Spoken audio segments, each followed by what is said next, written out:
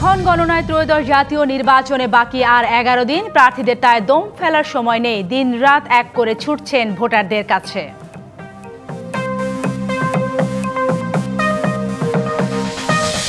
জামায়াত মিথ্যা বলে মানুষকে বিভ্রান্ত করছে, অভিযোগ মির্জা ফখরুলের। কাল খুলনায় নির্বাচনী জনসভায় যোগ দেবেন তারেক রহমান।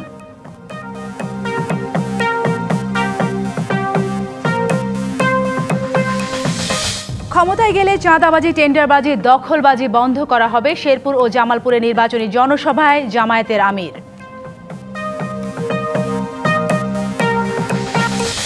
বড় ছোট দল বলে কিছু নেই, সবাই সমান। পক্ষপাতমূলক আচরণ করলে কঠোর পরিণতি ভোগ করতে হবে, হুঁশিয়ারি নির্বাচন কমিশনের।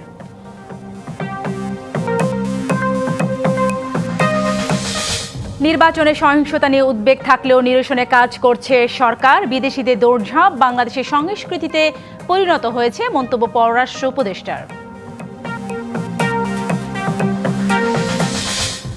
কুমিল্লা 4 আসনে ভোট করতে পারছেন না মঞ্জুরুল। বিএনপির গফুর কুমিল্লা 10-এ নির্বাচনে অংশ নিতে না পারলেও পারবেন মোবাশ্বের। ত্রয়োদশ জাতীয় সংসদ নির্বাচনে ভোটযুদ্ধের ঘণ্টা বাজছে। জয় পেতে মরিয়া প্রার্থীরা উন্নয়ন সহ নানা প্রতিশ্রুতি দিয়ে ভোটারদের কাছে টানার চেষ্টায় চালাচ্ছেন প্রচারণা। জমে উঠছে কথার লড়াইও, সমালোচনা তীরে বিদ্ধ করছেন একে অপরকে। নির্বাচন যত এগিয়ে আসছে ততই বাড়ছে প্রচারণার গতি। পাড়া মহল্লা অলিগলি ঘুরে ভোট চাইছেন প্রার্থীরা। ভোটারদের মঞ্চে চষে বেড়াচ্ছেন খোদ বিএনপি মহাসচিব। ঠাকুরগাঁও সদরের কাজীপাড়ায় জনসংযোগে জামায়াতের কর্মকাণ্ডের সমালোচনা করেন তিনি। ভোটারদের কেন্দ্র পাহারা দেওয়ার আহ্বান জানান। 18 বছর বয়স হয়ে গেছে, তারও আছে, তার আগে ভোট দিতে পারেনি। এইবার ওরা পণ করছে যে ভোট আমরা দিব।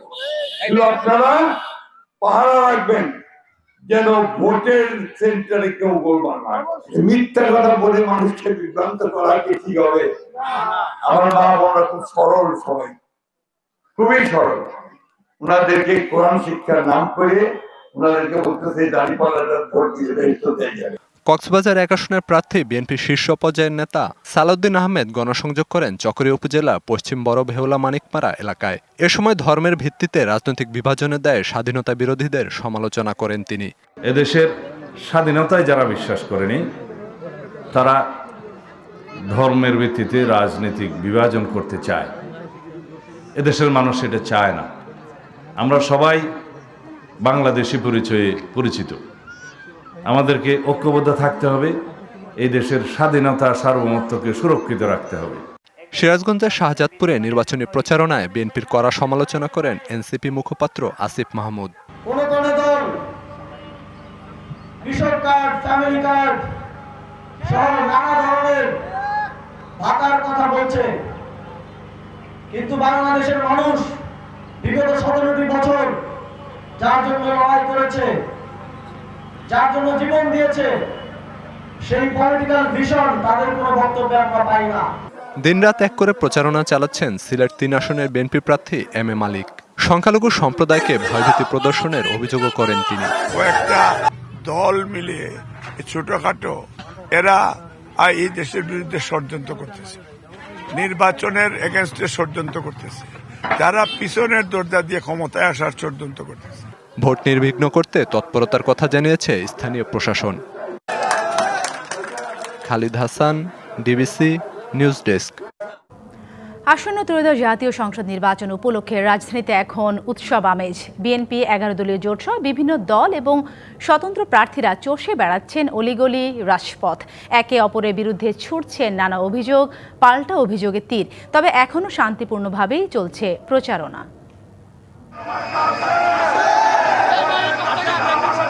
কখনো স্লোগান, কখনো বা লিফলেট বিতরণ, এভাবেই সকাল থেকেই রাজধানীর বিভিন্ন এলাকায় নির্বাচনী প্রচারণা চালান প্রার্থী ও তাদের কর্মী সমর্থকরা। ঢাকা 17 আসনে বিএনপি চেয়ারম্যান তারেক রহমানের পক্ষে গুলশান, বনানী, নিকেতন, মহাখালী, বারিধারা, শাহজাদপুর এলাকায় প্রচারণা চালান বিএনপির নেতাকর্মীরা। বনানীতে তারেক রহমানের নির্বাচনী অফিস উদ্বোধন করেন নির্বাচন পরিচালনা কমিটির সমন্বয়ক আব্দুস সালাম।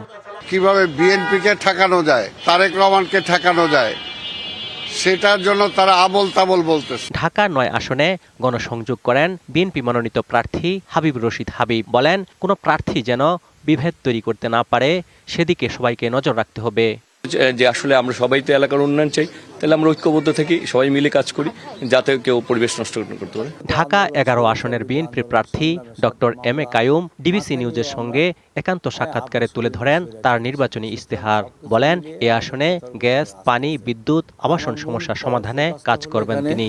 মাদক, সন্ত্রাস এবং চাঁদা মুক্ত একটি ঢাকা ১১ আসন তৈরি করা, সেটার আমি একটা পলিসি দিয়েছি যে সোসাইটি ভিত্তিক ইয়াং জেনারেশন, অন্য রাজনৈতিক দল সকলের সম্মানে আমরা একটা সোসাইটি করব। এদিকে ঢাকা ৮ আসনের ১১ দলীয় জোটের মনোনীত প্রার্থী ও জাতীয় নাগরিক পার্টি এনসিপির মুখ্য সমন্বয়ক নাসির উদ্দিন পাটোয়ারি রাজধানীর ফকিরাপুলে তার নির্বাচনী অফিস উদ্বোধন করেন। পরে নানা অভিযোগ তোলেন ওই আসনের বিএনপি মনোনীত প্রার্থীর বিরুদ্ধে। আমাদের তো ১১ জন প্রার্থী, ১১ জন প্রার্থীর মধ্যে আমি অভিযোগ করেছি একজনের নামে। তার জীবনটাই হলো একটা কালো জীবন, কালো অধ্যায়ের জীবন। বাকি প্রার্থীদের নিয়ে কিছু আমি বলি নাই। পাল্টাপাল্টি অভিযোগ আর নগরের বিভিন্ন সমস্যা সমাধানের প্রতিশ্রুতির ফুলঝুরি ছিল প্রার্থীদের কণ্ঠে। অজিত সরকার, ডিবিসি নিউজ, ঢাকা। কাল নির্বাচনী জনসভায় যোগ দিতে খুলনায় যাচ্ছেন বিএনপি চেয়ারম্যান তারেক রহমান। তার আগমনকে ঘিরে নগরী সহ জেলা জুড়ে সাজরব, উজ্জীবিত দলের নেতাকর্মী ও স্থানীয়রা। শহরের নানা প্রান্তে শোভা পাচ্ছে ব্যানার, ফেস্টুন। জনসভায় কয়েক লাখ লোকের সমাগম হবে এমন প্রত্যাশা মহানগর বিএনপির। জনসভায় তারেক রহমান পরিচয় করিয়ে দেবেন ৩ জেলার প্রার্থীদের, তুলে ধরবেন এই অঞ্চল নিয়ে তার ভাবনা, প্রার্থী ও অনুসারীদের দেবেন নির্বাচন নিয়ে দিক নির্দেশনা। কঠিন বাঁকে দাঁড়িয়ে আছে দেশ। ১২ ফেব্রুয়ারি তা পরিবর্তনের দিন। ক্ষমতায় গেলে চাঁদাবাজি, দখলবাজি, টেন্ডারবাজি বন্ধ করার ঘোষণা দিয়েছেন জামায়াত আমির ডাক্তার শফিকুর রহমান। শেরপুর ও জামালপুরে নির্বাচনী জনসভায় এসব কথা বলেন তিনি। কোনো ষড়যন্ত্র মাথা চাড়া দেওয়ার সুযোগ নেই বলেও মন্তব্য করেন জামায়াত আমির। নির্বাচনী জনসভায় অংশ নিতে রবিবার শেরপুর ও জামালপুর সফর করেন জামায়াতের আমির ডাক্তার শফিকুর রহমান। পরস্পরের সম্পর্ক। দুপুরে জামালপুর সিংহজানি বহুমুখী উচ্চ বিদ্যালয় মাঠে জনসভায় আমির বলেন, বেকার ভাতা হবে যুবকদের জন্য অপমান, তাই কর্মসংস্থানের ব্যবস্থা করা হবে। জয়ী হলে এমপি ও তাদের পরিবারের হিসাব দিতে বাধ্য করা হবে বলে জানান তিনি। অত্যন্ত নিউট্রালিটি মেইনটেইন করে আপনারা। এর আগে সকালে শেরপুরে শহীদ দারোগা আলী পৌর পার্ক মাঠে ১১ দলের নির্বাচনী জনসভায় যোগ দেন জামায়াত আমির। বলেন, ১২ ফেব্রুয়ারি পরিবর্তনের সঠিক সিদ্ধান্ত নিতে হবে জনগণকে। সত্যের আগমনধ্বনি ঘন্টা বাজাচ্ছে। মিথ্যা, দুর্নীতি, চাঁদাবাজি সমাজ থেকে বিদায় নেওয়ার জন্য রাস্তা এখন লাইন ধরে দাঁড়িয়ে আছে। এখন ঘন্টাটা একটু জোরে বাজাতে হবে আগামী ১২ তারিখ ইনশাআল্লাহ। বিশেষ একটি মহল আইডি হ্যাক করে মিথ্যা তথ্য ছড়িয়ে দলের নির্বাচনী প্রচারণাকে কলঙ্কিত করার অপচেষ্টা চালাচ্ছে বলেও দাবি করেন জামায়াত আমির। এর আগে শেরপুরের শ্রীবর্দীতে সংঘর্ষে নিহত জামায়াত নেতা রেজাউল করিমের কবর জিয়ারত করেন আমির। Sanjidul Alam, DBC news desk. Jamaat আমির ডাক্তার শফিকুর রহমানের অফিসিয়াল এক্স হ্যান্ডেলে প্রকাশিত একটি পোস্টে নারীদের নিয়ে অপমানজনক মন্তব্যে সামাজিক যোগাযোগ মাধ্যমে তীব্র সমালোচনা চলছে। নিন্দা জানিয়ে রাজপথে প্রতিবাদ জানিয়েছে বিভিন্ন সংগঠন। যদিও জামায়াতের পক্ষ থেকে আমিরের অ্যাকাউন্ট হ্যাক হয়েছে বলে দাবি করা হয়।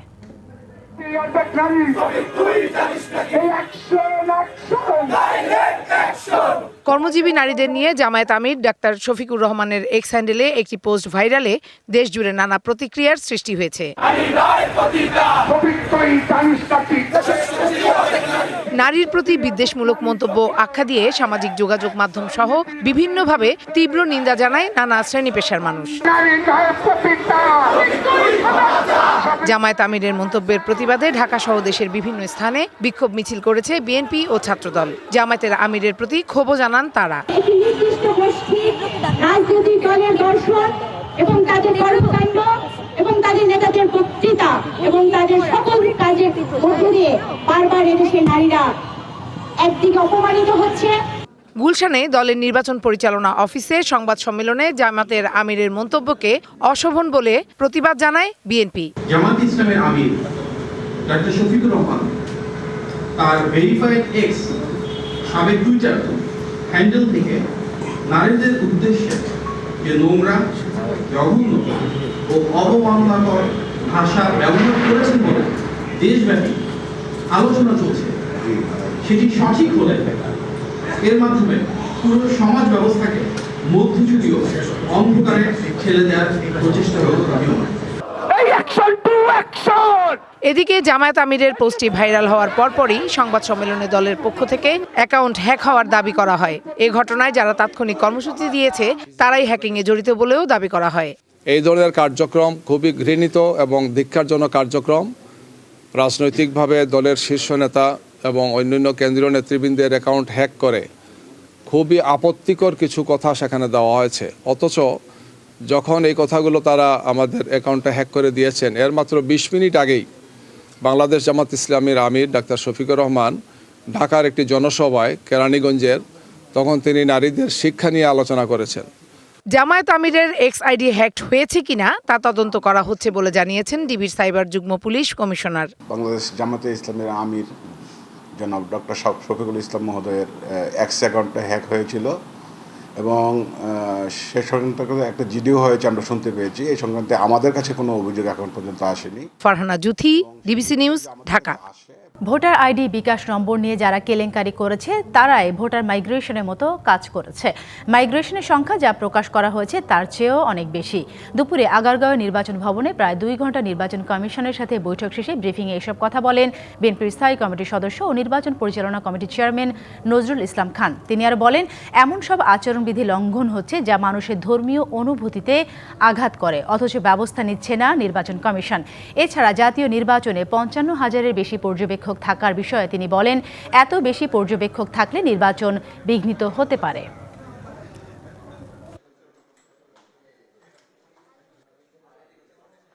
কিছু জায়গায় কিছু বিচ্ছিন্ন ঘটনা ঘটছে, অপ্রত্যাশিত এবং অনাকাঙ্ক্ষিত ঘটনা ঘটছে। আমরা রাজনৈতিক দল হিসেবে মনে করি যে নির্বাচনে প্রতিদ্বন্দ্বিতাকারী সব রাজনৈতিক দলের চেষ্টা করা উচিত যাতে এ ধরনের ঘটনা না ঘটে। কোনো বড় দল ছোট দল নেই, সবাই সমান। নির্দেশনার পরও পক্ষপাতমূলক আচরণ করলে পরিণতি খারাপ হবে, এমন মন্তব্য করেছেন নির্বাচন কমিশনার আবুল ফজল মোহাম্মদ সানাউল্লাহ। সকালে বরিশাল সার্কিট হাউসে জাতীয় সংসদ নির্বাচন ও গণভোট নিয়ে আইন শৃঙ্খলা রক্ষাকারী সেল, ভিজিল্যান্স ও অবজারভেশন টিমের সাথে সভায় তিনি এসব কথা বলেন। এ সময় নির্বাচন অবাধ নিরপেক্ষ করতে নানা দিক নির্দেশনা দেন তিনি। পাশাপাশি ভোটের আগে ও পরে আইন শৃঙ্খলা বাহিনীর তৎপরতা জোরদার রাখার নির্দেশনাও দেন। তিনি আর বলেন, মোবাইল ব্যাংকিংয়ের উপর নজরদারি রাখতে হবে, অপতথ্য গুজব প্রতিরোধে মাঠ কর্মকর্তাদের কঠোর হতে হবে বলেও মন্তব্য করেন তিনি।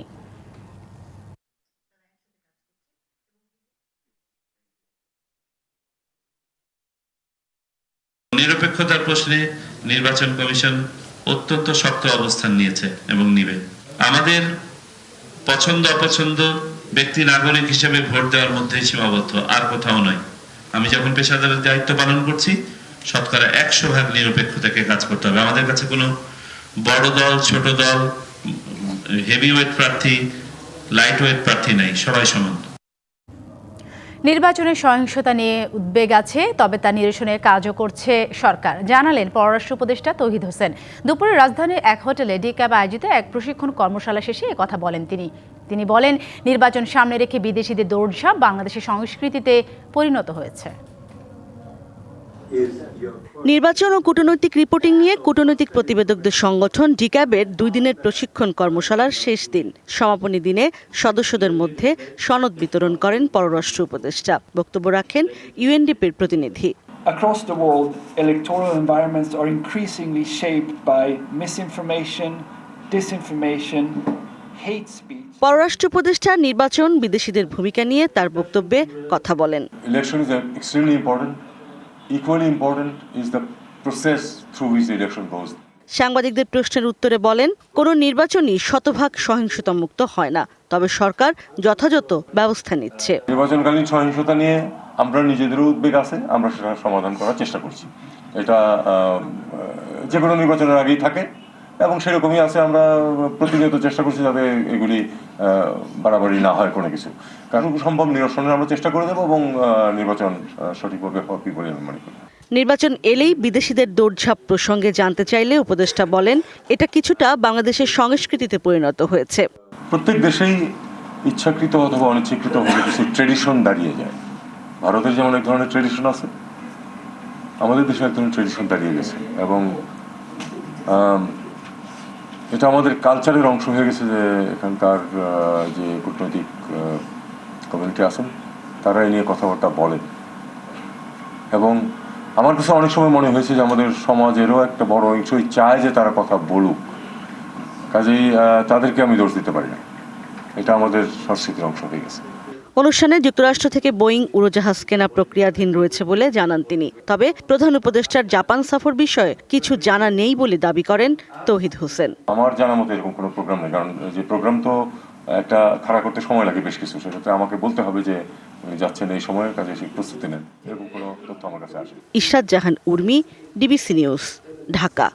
নির্বাচনে লেভেল প্লেইং ফিল্ড বজায় রাখতে আইনশৃঙ্খলা বাহিনীকে প্রয়োজনীয় নির্দেশনা দেওয়া হয়েছে। ভৌগোলিক পরিস্থিতি বিবেচনায় চট্টগ্রামে সেনা, নৌ ও বিমান বাহিনী মাঠে থাকবে। রবিবার দুপুরে চট্টগ্রামে ওয়ার্ল্ড ট্রেড সেন্টারে নির্বাচনে নিরাপত্তা ব্যবস্থাপনা বিষয়ে আইনশৃঙ্খলা বাহিনী কর্মকর্তাদের সাথে বৈঠক শেষে এসব কথা জানান স্বরাষ্ট্র উপদেষ্টা জাহাঙ্গীর আলম। ইলেকশনকালীন সময়ে পরিস্থিতি যেন পুরাটা শান্ত থাকে, এই জন্য যত ধরনের ব্যবস্থা নেওয়ার আমরা নিচ্ছি। মিথ্যা সংবাদ যেন না দেয়, সত্য সংবাদ যেন পরিবেশন করে, এই জন্য কিন্তু আমরা এখানে সব ধরনের ফোর্সেরই ব্যবস্থা করা হয়েছে। এখানে নেভির সংখ্যাও বাড়াই দেওয়া হয়েছে যেহেতু সমুদ্র আছে, কোস্টগার্ডের সংখ্যাও বাড়াই দেওয়া হয়েছে যেহেতু সমুদ্র আছে, প্লেনে রয়ে গেছে, সেনাবাহিনীর সংখ্যা অনেক বাড়ানো হয়েছে। শান্তিপূর্ণ, নিরপেক্ষ ও সুষ্ঠু নির্বাচন নিশ্চিত করতে সমন্বিত নিরাপত্তা ব্যবস্থাপনার উপর জোর দিয়েছেন সেনাপ্রধান জেনারেল ওয়াকারুজ্জামান। আজ ময়মনসিংহে সামরিক, বেসামরিক প্রশাসন ও আইনশৃঙ্খলা বাহিনীর সঙ্গে মত বিনিময় সভায় অংশ নেন তিনি। ত্রয়োদশ জাতীয় সংসদ নির্বাচন ও গণভোট উপলক্ষে এই সফরে ময়মনসিংহে in aid to the civil power এ নিয়োজিত সেনার সদস্যদের কর্মকাণ্ড পরিদর্শন করেন সেনাপ্রধান। দায়িত্ব পালনে পেশাদারিত্ব, শৃঙ্খলা ও জনবান্ধব আচরণ বজায় রাখার নির্দেশনা দেন তিনি। এছাড়া দুপুরে ত্রিশালে অলিম্পিক ভিলেজের ভিত্তিপ্রস্তর স্থাপন এবং অলিম্পিক অ্যাসোসিয়েশনের বোর্ড মিটিংয়ে অংশ নেন সেনাপ্রধান। নির্বাচন নিরাপত্তা ও ক্রীড়া অবকাঠামো উন্নয়নে দ্রুত সময়ের মধ্যে অলিম্পিক ভিলেজের কাজ শেষ করার প্রতিশ্রুতি দেন তিনি।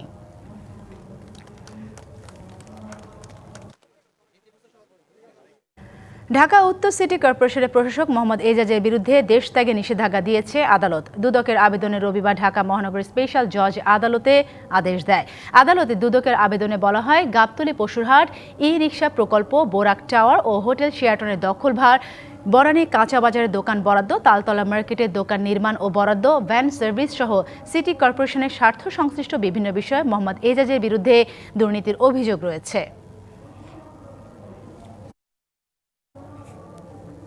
আগামী 9 ফেব্রুয়ারি মার্কিন যুক্তরাষ্ট্রের সাথে পারস্পরিক শুল্ক নিয়ে চুক্তির প্রস্তুতি নিয়েছে বাণিজ্য মন্ত্রণালয়। শুল্ক হার 20% কম হতে পারে, এর বেশি হবার কথা নয় বলে মনে করেন বাণিজ্য সচিব। রবিবার সচিবালয়ে গণমাধ্যমের সাথে আলাপকালে তিনি সব তথ্য জানান। এক প্রশ্নের জবাবে তিনি বলেন, আমেরিকার সাথে বিমান ক্রয়ের বিষয়ে আলোচনা চলছে, তবে যুদ্ধ বিমান এই ইস্যুতে আসবে না। ভারতের সাথে ইইউ এর FTA নিয়ে বাংলাদেশে উদ্বিগ্ন হবার কোনো কারণ নেই বলেও জানান তিনি। তিনি আর বলেন, তৈরি পোশাক নিয়ে ভারতকে প্রতিদ্বন্দ্বী হিসেবে দেখছে না বাণিজ্য মন্ত্রণালয়। জাপান, সাউথ কোরিয়ার সাথে FTA চূড়ান্ত, আর রমজানে নিত্য প্রয়োজনীয় দ্রব্যের দাম স্থিতিশীল রাখতে মন্ত্রণালয়ের নানা উদ্যোগের কথাও তুলে ধরেন বাণিজ্য সচিব। আগামী 9 তারিখে রেসিপ্রোকাল ট্যারিফের চুক্তিতে স্বাক্ষর হওয়ার একটা ডেট আমরা পেয়েছি। তো এ ব্যাপারে চুক্তির খসড়া এবং এই তারিখেই স্বাক্ষর করার জন্য এটার একটা অনুমোদন চেয়ে আমরা সাভারি পাঠিয়েছি। এটা আসলে পরে আমরা চূড়ান্তভাবে সিদ্ধান্ত দিতে পারবো। দেশ জুড়ে বইছে নির্বাচনে জোর হাওয়া। 12 ফেব্রুয়ারি হবে ত্রয়োদশ জাতীয় সংসদ নির্বাচনের ভোট গ্রহণ। এ নিয়ে কি ভাবছেন সাধারণ মানুষ থেকে শুরু করে আগামী জনপ্রতিনিধিরা, সে কথা জানাতে ডিবিসি নিউজের ইলেকশন এক্সপ্রেস ছুটে যাচ্ছে সব সংসদীয় আসনে। এখন রয়েছে সংসদীয় আসন 190, ঢাকা 17। CSRM ডিবিসি ইলেকশন এক্সপ্রেসে আমরা আছি ঢাকা 17 আসনে। এটি সংসদীয় আসন 190। আমার সাথে যুক্ত আছেন ইসলামী আন্দোলন বাংলাদেশের মনোনীত প্রার্থী ডাক্তার মুফতি মোহাম্মদুল্লাহ আনসারী। আপনাকে স্বাগত জানাচ্ছি আমাদের CSRM ডিবিসি ইলেকশন এক্সপ্রেসে। তো আপনি ডাক্তারি পেশায় ছিলেন, মানুষের চিকিৎসা সেবায় নিয়োজিত ছিলেন, আপনি শিক্ষকতাও নিয়োজিত আছেন, এখন রাজনীতির মাঠে চষে বেড়াচ্ছেন, বিশেষ করে ভোটের প্রচারণায়। কেমন দেখছেন আপনি প্রচারণা? ধন্যবাদ আপনাকে। এর সাথে সাথে প্রিয় দেশের এবং দেশের বাহিরের সকল প্রবাসী এবং দেশীয় সকল শ্রোতা এবং দর্শকদের ধন্যবাদ। এবং মোবারকবাদ জানিয়ে আমি আলোচনা শুরু করছি।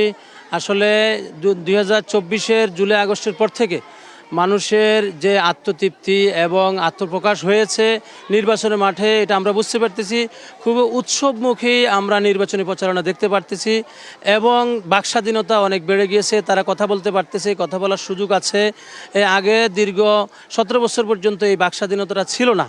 মানুষ যদিও নির্বাচন হয়তো পাতানো নির্বাচন হতো, বর্তমানে নির্বাচন কমিশনের যেভাবে আশ্বাস দিয়েছে তারা নিরপেক্ষ নির্বাচন করবে, সে আশায় পাবলিক জনসাধারণ মাঠে নেমেছে এবং শুধু আমরা প্রচারণা না, জনগণই তাদের প্রচারণায় তারা নেমে পড়েছে। লেভেল প্লেইং ফিল্ড যেটি বলা হচ্ছে সেটি আপনি কেমন দেখছেন? মাঠে তো যাচ্ছেন আপনি।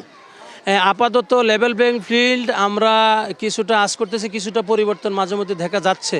তবে আমি আশা করতেছি নির্বাচনের আগ মুহূর্তে 2024-এর জুলাই আগস্টের আন্দোলনের সময় যে পুলিশের যে অস্ত্রগুলো ছিনতাই হয়েছে, এই অস্ত্রগুলো উদ্ধার না হওয়া পর্যন্ত লেভেল ফিল্ড ফিলিং এটা আমরা আশা করতে পারি না। এরপরও যদি প্রশাসন পরিপূর্ণভাবে এটা ভূমিকা রাখেন তাহলে সে নিরপেক্ষ ভূমিকা রাখতে পারবে। আমরা দেখছি যে আপনার এই আসনে একটি শক্ত প্রতিদ্বন্দ্বী দুজন প্রার্থী আপনার বিপক্ষে কাজ করছে।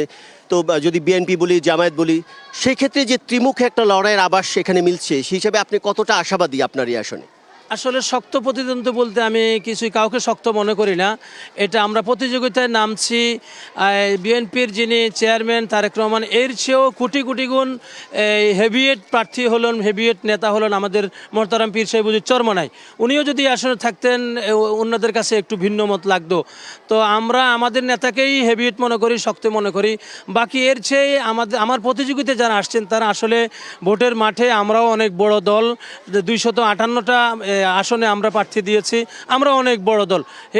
সেই হিসাবে আমরা জনগণের কাছে যে যাওয়ার পরে আমরা যে আশা প্রত্যাশা পাচ্ছি, আশা করি ইনশাল্লাহ আমরা তাদের সাথে প্রতিযোগিতা করে জনগণ যদি আমাদেরকে রায় দেয় আমরা বিজয় হতে পারবো ইনশাল্লাহ। আমরা দেখছি ঢাকা 17 এখানে বাড়িধারা, বনানী, গুলশানের মতো যেমন ভিআইপি জায়গা রয়েছে, কূটনৈতিক এলাকা রয়েছে, ভিআইপি মানুষ রয়েছে, ঠিক এখানে যে করাইল বস্তি একটা বিশাল শ্রমজীবী মানুষ বাস করে, আপনি কাদেরকে টার্গেট করে কাজ করছেন?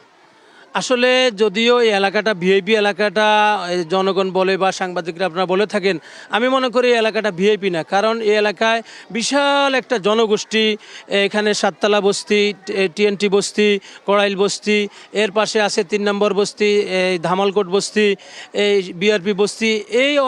এগুলা দিনমজুর, অসহায়, দরিদ্র কিছু মানুষ এখানে বসবাস করে। সংখ্যা ভিআইপির চেয়ে নিম্ন আয়ের মধ্যবিত্ত লোকগুলো অনেক বেশি। তাদের জন্য কি পরিকল্পনা নিম্ন আয়ের মানুষগুলো আপনাদের কাছে? আসলে আমি তো ইসলামী আন্দোলনের মনোনীত প্রার্থী। ইসলামী আন্দোলনের এবং ইসলামের কিছু মূলনীতি আছে, মূলধারা আছে। ইসলাম প্রত্যেকটা মানুষের যে 4টি যে তাদের মূল অধিকার, এই 5টি মূল অধিকার, এই মূল অধিকার নিয়েই কাজ করে। অন্ন, বস্ত্র, বাসস্থান, শিক্ষা, স্বাস্থ্য, চিকিৎসা, এই বিষয়গুলো আমরা যেহেতু ইসলামের মূল মানবিক অধিকার বলছেন যে শ্রমজীবী মানুষের মৌলিক যে চাহিদাটা সেটি পূরণে আপনারা কাজ করবেন। আমি যদি জানতে চাই আপনারা সুশাসন প্রতিষ্ঠা এবং পরিবর্তনের জন্য কাজ করছেন, সেটা কিভাবে সম্ভব মনে করছেন? অবশ্যই ইসলাম আসলে সর্বক্ষেত্রে সুশাসন প্রতিষ্ঠিত হবে। যারা চাঁদাবাজ অটোমেটিক চাঁদা বন্ধ করে দিবে, আমরা ইসলামের দিকে তাদেরকে দাওয়াত দিয়ে নিয়ে আসবো। যারা সন্ত্রাসী করে, চুরি করে, অটোমেটিক চুরি বন্ধ হয়ে যাবে, সন্ত্রাসী বন্ধ হয়ে যাবে। আমরা তাদেরকে দাওয়াত দিয়ে ইসলামের পথে নিয়ে আসবো ইনশাল্লাহ। এবং সুশাসন প্রতিষ্ঠা এবং পরিবর্তনের জন্য জনগণ যা আশা করতেছে সেটা ইনশাল্লাহ আশার প্রতিফলন ঘটবে ইনশাল্লাহ। আপনাকে অনেক ধন্যবাদ আমাদের সাথে যুক্ত হওয়ার জন্য। শুনছিলেন সিএসআরএম ডিবিসি ইলেকশন এক্সপ্রেস। আমরা পরবর্তীতে সন্ধ্যে 7টায় অন্য কোনো রাজনৈতিক দলের নেতাদের সাথে কথা বলার চেষ্টা করব। ততক্ষণ আমাদের সাথেই থাকুন। চট্টগ্রামের রাউজানে সিরিজ অগ্নিকাণ্ডে প্রায় 1.5 মাস পেরোলেও স্বাভাবিক জীবনে ফিরতে পারেনি ক্ষতিগ্রস্ত পরিবারগুলো। ক্ষতি পুষিয়ে নিজেদের বসতভিটাতে মাথা গোঁজার ঠাঁই খুঁজছেন তারা। রবিবার সকালে ক্ষতিগ্রস্ত এলাকা পরিদর্শন করেন শিক্ষক, মানবাধিকার কর্মী, আদিবাসী যুব ফোরাম, আইন ও সালিশ কেন্দ্রসহ সুশীল সমাজের প্রতিনিধিরা। তারা বলেন, নির্বাচনকে কেন্দ্র করে ভয় তৈরির জন্য এই ঘটনা। তাদের যথাযথ ক্ষতিপূরণ সহ দোষীদের আইনের আওতায় আনার দাবিও তাদের। রাউজানের সুলতানপুর এলাকার দীপক শীল আগুনে নিজের পৈতৃক ভিটার সবকিছু হারিয়ে তিনি এখন নিঃস্ব। অগ্নিকাণ্ডের 3 দিন পর কাতার থেকে দেশে এসে স্ত্রী, বাবা মা ও 2 সন্তান নিয়ে থাকছেন ভাড়া বাসায়। সংসারের সবকিছু হারিয়ে এখন মাথা গোঁজার ঠাঁই নেই তাদের। 40টা বছরে আমার একটা করে তিল করে সাজানো গোছানো সংসার সব শেষ করে দিয়েছে এরা পরিকল্পনা করছে কি বাড়ি থেকে তালা দিয়ে সবারই পুরি মারার জন্য। একই অবস্থা রাউজানের হিন্দু ও বৌদ্ধ সম্প্রদায়ের অন্তত 15 পরিবারের। ঘরের বাইরে থেকে তালা দিয়ে লাগানো আগুনে সব পরিবারই এখন নিঃস্ব। সৎ ব্যক্তিগত শত্রুতা আমি দুশ্মনী থাকতো তাহলে আমাদেরকে অনেক আগে থেকে হুমকি তুমকি দিয়ে আসতো বা দিয়ে যেত, কিন্তু আসলে ওইরকম কিছু না। রাত্রে ঘুমাবার সময় আমার মাথায় মনে করেন আতঙ্ক জেগে উঠে আমার ঘুমটা ভেঙে যায়, কি হচ্ছে, আবার ঘুমাই, আবার আতঙ্ক জেগে উঠছে, কি আবার আগুন দিচ্ছে কিনা। রবিবার রাউজানের সুলতানপুরের ক্ষতিগ্রস্ত এলাকা পরিদর্শন করেন অধ্যাপক রুবায়েত ফেরদৌস, নাগরিক উদ্যোগের প্রধান নির্বাহী জাকির হোসেন সহ মানবাধিকার কর্মীরা। জাতীয় নির্বাচনকে কেন্দ্র করে ভয় তৈরির জন্য তাদের হত্যার উদ্দেশ্যে আগুন দেওয়া হয়েছে বলে দাবি নাগরিক সমাজের প্রতিনিধিদের। জাতীয় নির্বাচনকে সামনে রেখে একটা ভয় তৈরি করা, প্যানিক তৈরি করা, আমরা যে বলি পলিটিক্যাল পার্টি যারা ক্যান্ডিডেট তাদের লেভেল প্লেইং ফিল্ড, আমি এর চেয়ে বেশি গুরুত্ব দিই যারা ভোটার্স তাদের কি লেভেল প্লেইং ফিল্ড ঠিক আছে কিনা। আগুনের ঘটনায় প্রশাসন এখনও সঠিক ক্ষয়ক্ষতির পরিমাণ নিরূপণ করেনি বলেও অভিযোগ করেন তারা। সংখ্যালঘুদের নিরাপত্তা ও দোষীদের দ্রুত আইনের আওতায় আনার দাবি জানান। এই ইলেকশনের আগে তারা যাতে নিরাপদে ভোট দিতে যেতে পারে সেই নিরাপত্তা তাদেরকে নিশ্চিত করতে হবে, কারণ এখনও তারা ঘুমাতে গেলে তারা মনে করে যে তাদের নিরাপত্তাটা নাই, কারণ তাদের কাছে মনে হচ্ছে যে এখন শুয়ে পড়বো, এখনই আগুনটা লাগবে। দ্রুত তাদের পুনর্বাসনের করা এবং সবচাইতে বড় হলো এই নির্বাচনে তারা যে 12 তারিখে যাবে, আজকে 1 তারিখ, সামনে কিন্তু 11টা দিন আছে, এই 11টা দিন কিন্তু তাদের জন্য আরও বেশি ভয়াবহ। সিরিজ এই আগুনের ঘটনায় 3টি মামলা ও 7 জনকে গ্রেপ্তার করে পুলিশ। দেশের সাম্প্রদায়িক ইমেজ বিনষ্ট করতেই নিষিদ্ধ ঘোষিত সংগঠনের নেতাকর্মীরা এসব কাজ করছেন বলেও দাবি করে police. Mujibul Haque, DBC news, Chittagong. যে মাসে ভাষার জন্য রাজপথে ঝরেছিল তরুণের প্রাণ, যে মাসে বিশ্ব দেখেছিল মায়ের ভাষা দাবিতে প্রাণ লুটিয়ে দেওয়া যায়, এমন সংগ্রাম আর গৌরবোজ্জ্বল ইতিহাসের গল্প কেবলই লিখেছে বাঙালি। 1952 সালের 21শে ফেব্রুয়ারি সেই দিনটি এখন আন্তর্জাতিক মাতৃভাষা দিবস। শোক আর গৌরব একসাথে লেখা বাঙালি সেই ইতিহাস। ভাষার মাস ফেব্রুয়ারির শুরু আজ। 1947 সালের দেশভাগের পর নতুন রাষ্ট্র পাকিস্তান, কিন্তু শুরু থেকেই প্রশ্ন ছিল এই রাষ্ট্রের ভাষা হবে কি। সংখ্যাগরিষ্ঠ মানুষের মুখের ভাষা বাংলাকে ভুলে চাপিয়ে দেওয়ার চেষ্টা করা হয় উর্দুকে।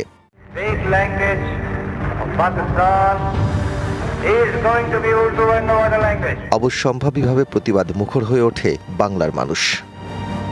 1952 সালে সেই প্রতিবাদ রূপ নেয় আন্দোলনে ঢাকার রাজপথে নামে ছাত্র জনতা। 21শে ফেব্রুয়ারি 144 ধারা অমান্য করে ঢাকা বিশ্ববিদ্যালয় এলাকায় মিছিল বের করা হয়। পুলিশের গুলিতে শহীদ হন সালাম, বরকত, রফিক, জব্বার সহ অনেকে। রক্তে লেখা হয় ভাষার ইতিহাস। এই আত্মত্যাগের পথ ধরেই 1956 সালে পাকিস্তানের অন্যতম রাষ্ট্রভাষার স্বীকৃতি পায় বাংলা, যা পরবর্তীতে স্বাধীনতা আন্দোলনের ভিত্তি তৈরি করে। ইউনেস্কো 1999 সালে 21শে ফেব্রুয়ারিকে আন্তর্জাতিক মাতৃভাষা দিবস হিসেবে স্বীকৃতি দেয়। তাই ফেব্রুয়ারি শুধু একটি মাস নয়, আত্মত্যাগ আর অধিকার আদায়ের প্রতীক। Daud Khan, DBC news, Dhaka. Bharat Iran থেকে নয়, ভেনেজুয়েলা থেকে তেল কিনবে, এমন মন্তব্য করেছেন মার্কিন প্রেসিডেন্ট ডোনাল্ড ট্রাম্প। ওয়াশিংটন থেকে ফ্লোরিডায় অবকাশ যাপনে যাওয়ার পথে এয়ারফোর্স ওয়ানে সাংবাদিকদের তিনি আরও বলেন, চীন কানাডা বাণিজ্য চুক্তি হলে খুবই গুরুত্বপূর্ণ প্রতিক্রিয়া জানানো হবে। ছুটি কাটাতে ওয়াশিংটন থেকে ফ্লোরিডায় গেছেন মার্কিন প্রেসিডেন্ট ডোনাল্ড ট্রাম্প। উড়াল দেওয়ার আগে এয়ারফোর্স ওয়ানে সাংবাদিকদের সাথে কথা বলেন বিভিন্ন ইস্যুতে। বলেন, ভারত ইরান থেকে নয়, ভেনেজুয়েলা থেকে তেল কিনবে। ইরানের পরিবর্তে ভারত এখন ভেনেজুয়েলা থেকে অপরিশোধিত তেল কিনবে, এতে তারা উপকৃত হবে। ট্রাম্পের এই মন্তব্য এমন এক সময় এলো যখন ওয়াশিংটন দিল্লিকে এমন সব দেশ থেকে জ্বালানি আমদানিতে উৎসাহিত করছে যারা তাদের কৌশলগত মিত্র অথবা যাদের ওপর কোনো মার্কিন নিষেধাজ্ঞা নেই। উদ্বেগ জানান চীন কানাডা বাণিজ্য ইস্যুতে। চীনের সাথে কানাডা বাণিজ্য চুক্তি করলে খুবই গুরুত্বপূর্ণ প্রতিক্রিয়া জানানো হবে বলে সতর্ক করেছেন মার্কিন প্রেসিডেন্ট ডোনাল্ড ট্রাম্প। বৃহস্পতিবার হোয়াইট হাউসে এক নির্বাহী আদেশে সই করে কিউবাকে জ্বালানি তেল সরবরাহকারী দেশগুলোর ওপর শুল্ক আরোপের হুমকি দেন। এই ইস্যুতে কিউবার সঙ্গে চুক্তির ইঙ্গিত দেন তিনি। এছাড়া গ্রিনল্যান্ড ইস্যুতেও আলোচনা শুরু হয়েছে বলেও জানান মার্কিন প্রেসিডেন্ট। দ্বিতীয় মেয়াদে ক্ষমতায় আসার পর থেকেই গ্রিনল্যান্ডের নিয়ন্ত্রণ বা কেনার বিষয়ে চাপ দিয়ে আসছেন ট্রাম্প। মৌসুমী শান্তা, ডিবিসি নিউজ ডেস্ক। এবারে খেলার খবর। নারী টি-20 বিশ্বকাপ বাছাই পর্বে নেদারল্যান্ডসকে 7 উইকেটে হারিয়েছে বাংলাদেশ। টসে হেরে প্রথমে বোলিং করে বাংলাদেশ। নিগার সুলতানাদের 103 রানের টার্গেট ছুড়ে দেয় ডাচরা, আর সেটি 17 ওভারের মধ্যে চেজ করে বাংলাদেশ। ব্যাট হাতে 50 হাঁকান ক্যাপ্টেন নিগার সুলতানা জ্যোতি। 23 বলে 33 রান করেন সোবহানা মুস্তারি। অবশ্য ভালো শুরু পাননি ওপেনার দিলারা আক্তার ও জুয়াইরিয়া ফেরদৌস। অন্যদিকে বল হাতে ইকোনমিক্যাল বোলিং করেছেন মারুফা আক্তার। 4 ওভারে 14 রান দিয়ে নিয়েছেন 1 উইকেট। নাহিদা আক্তারের সামনে দাঁড়াতেই পারেনি ডাচ ব্যাটাররা। 4 ওভারে 10 রান দিয়ে 1 মেইডেন ওভারের সাথে 3 উইকেট নিয়েছেন নাহিদা। ঋতুমণি রাবেয়ারাও দারুণ বোলিং করেছেন এদিন। ডিবিসি সংবাদ এই ছিল এখনকার মতো। ডিবিসি নিউজের সংবাদগুলো পড়তে ভিজিট করুন dbcnews.tv আর ভিজিট করুন ডিবিসির ফেসবুক পেজ এবং ইউটিউব চ্যানেল। ডিবিসির সঙ্গেই থাকুন।